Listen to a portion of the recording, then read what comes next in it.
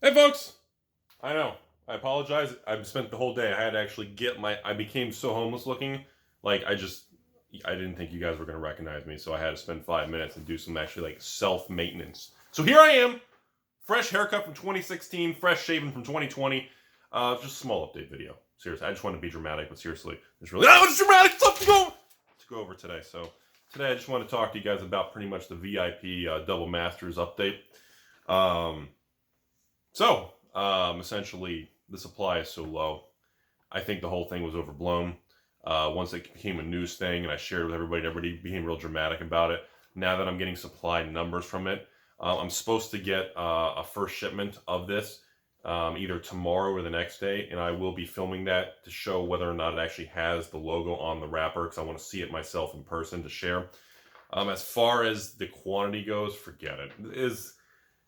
If you found out about the news and you were listing yours to sell it or dump it to buy it back cheap or something, forget it. The quantity is so low. I guess I don't know how they determined or why or which printer, or because I was in the impression that the VIP, at least from one source, which could be bamboozle, was under the impression that that was being reprinted the location of the Jumpstart packaging, because they use the thicker packs with the cellophane. It's a different type of machine. So I assumed that was the same location as the Jumpstart, where they print and do the thicker Jumpstart packs with the wrapping on them. But I don't know why they would choose to do Double Masters VIP again, besides revenue bump in December, versus, dude, you could print like 10 times a Jumpstart and the market would just be lined up waiting for Jumpstart. Anyways, the point is, like, for example, from what I'm gathering, small stores are getting like half of a case, which is like 8 packs. And like I said, I was allocated 1 case. You heard me. A case. So I really wouldn't expect any actual downshift or major sell-off, besides the people that became maybe a little anxious and nervous in advance to sell the products. So if you did miss out on the VIP products, I kept 2 cases for myself before, just for future box openings. So now I got an extra one. I'm up to 3, and then hopefully I can get 1 more pretty soon from somewhere else. So I can at least get 4 or 5 cases for future box openings, and at least keep 1 for myself, because I still think it was a really fun product by far. That was the most fun I had opening Sealed Magic product since Ultimate Masters before that. Although now I really enjoy doing the Zendikar collector box openings, because I love the whole, you get the 2 expeditions on top, and then you have the chance to get 1 or 2 foil expeditions within the 12 packs. So I really enjoy the Zendikar collector boxes. That is still, out of all the collector boxes I've done in the last couple of years on this channel, the Zendikar ones are still my favorite. For a while, I have to admit, my second favorite one is probably still going to be the original Throne. I love the Throne collector stuff. And then after that, I know people are going to make fun of me, but I know Ikoria was great and all this stuff, and the Theros was a lot of fun, and all the gods and craziness, but I really like the core set one. Like, I thought the core sets was just, Core 2021, I enjoyed it. That's just my opinion, everybody. Take it for what it's worth. Rudy bamboozle, Rudy manipulating, whatever you want. But anyway, so based on that information, if you were looking to get VIP packs or anything, I think there's going to be, between probably like now and maybe the next 30, 60 days through the holidays, would probably be your best time to get them. Maybe now plus 90 days, depending on how many stores get them or how long it takes to get fully through. I believe like 2 distributors have the product. The other 3 don't have the VIP packs yet. They're still waiting for their WotC truck to get to them.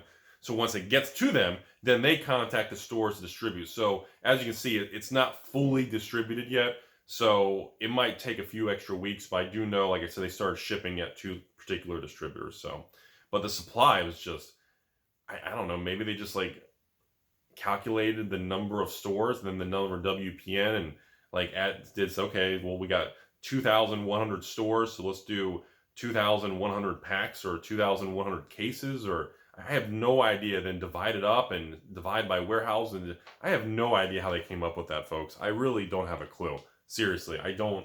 But the point is, it's such a low number. I'm very surprised they spent the time to order another print run, and I really want to see this logo on the wrapping. That's the biggest thing I'm being told, and I want to see if it's real. So that is going to be a follow-up video either tomorrow or the next day. That's the biggest thing I'm looking forward to seeing in person and sharing on camera. But I just don't get, because doing a small reprint is very costly. Like Card on Mondays, their pricing structure for for those of you guys who don't know a lot about this, I'm going to go on a tangent now for the rest of the video of why it's strange to me. Now, again, because they charge so much for VIP packs, maybe it's a different cost structure. So, because let me just explain something. I've talked with other companies. Talking? That's not even a word. Does anybody watch this channel? Rudy's talking? Taken? Anyways, so when I spoke with other small startup companies who've worked with Card of Money to print a product, or even Flesh and Blood, or Argent Saga, or even some different card games over the years, and even some failed ones in the past, there's some common denominators. A lot of these startup card games failed because they overprinted at the beginning, or they underprinted and they couldn't do it. And so it's a fine line. But then after I learned, I didn't realize the price difference that Card of Monday charges based on ordering like 10,000 booster packs is like the minimum order, I guess. And going from like 10,000 to like 100,000 booster packs, like you don't get 10% off. Like Card of Money doesn't print like, oh, here's an extra 10% of your product for free.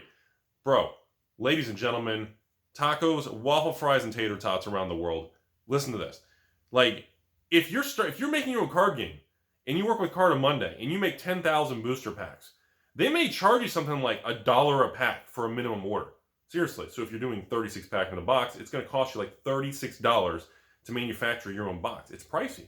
But if you go to like 100,000 packs, all of a sudden it goes to like 70 cents a booster pack. I mean, we're talking like the price drops by like a third. So you literally get a third more product for free as the supplier or the creator of the game. Excuse me. So it's a tremendous difference in pricing. And of course, people say, well, Rudy, what if you go from like 100,000 packs to like 500,000 packs, and then to like 1 million packs of cards, or to like 10 million packs? Like these prices drop. Like a cost of a booster box goes from like $35, $36 a box to like $20 a booster box, to like 15 a booster box, to like 10. And I think like their lowest Card of Monday booster box pricing, at least from like 2018 was the last, or 2019. Don't know about post 2020 world. I think like the cheapest, which would probably be like WotC and some other large companies. I mean, it drops to, no joke, it drops to like $6, $7 a booster box to order through them. Now again, you still have logistics and, you know, the security seal on the wrapper, moving the pallets from, you know, maybe Belgium to, oh, I don't know, a Wizard's warehouse in Texas. You know, you still have a lot of exterior costs associated with it. And of course, you have to have a team of employees that handle, receive, audit, do account. There's a lot still behind the scenes that goes into it. But I really was very surprised. So back to the little comment on the VIP packs. I'm very surprised that they would order such a small amount because it's not nearly as profitable. And that's why many times when Wizards does these reprints or restocks from a successful product, they do too much. And all companies fall for this because they do more than they should because of the pricing model that's designed by the company that prints the cards. And that's kind of a huge difference. All right? And I really wanted to point that out there because that's what really caught my attention when I made the original VIP video about Devil Masters, saying that, oh my God, they're going to print this thing to the ground.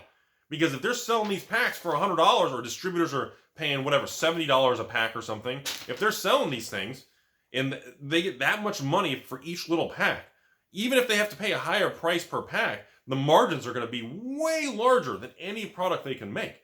But then again, I figured, you know, why not do an extra 10, 20, 30 pallets because it's so cheap and put it in your Wizards of the Coast main warehouse and you can slow drip it or crush the market or whatever they want to do. I don't know. I don't understand fully what the mindset was in this decision after this much time. The last time I saw something like this was like Commander 2019 was released in the summer, and then in the winter, they reprinted Commander in 2019 and annihilated the product's value. Annihilated Commander 2019 supply. To this day, Commander 2019 is still just flat dead money. And, you know, it's going to take an extended period of time to dry up and actually get legs. And it'll happen, but we're looking an extra 1 or 2 years due to the oversupply. It is what it is. And, you know, these things come along sometimes and they happen. And other times it's like Battle Bond. Here's your restock. Everybody gets like one box. Let's cut it in half and give you half a box. It's weird, you know? I don't understand the choices that they make in a lot of these things. It's very bizarre, but they have to have some rationale, right? Because they're smart. I tell myself all the time, Wizards have to have some rationale because they know what they're doing. That's what I tell myself, and that's what you all tell yourselves, right? The company that's dealing with billions of dollars. They know what they're doing, right? Am I going downstairs already? I mean, they have to know what they're talking about. Please, Wizards, you know what you're doing, right? Commander 2020, no reprint. Yeah.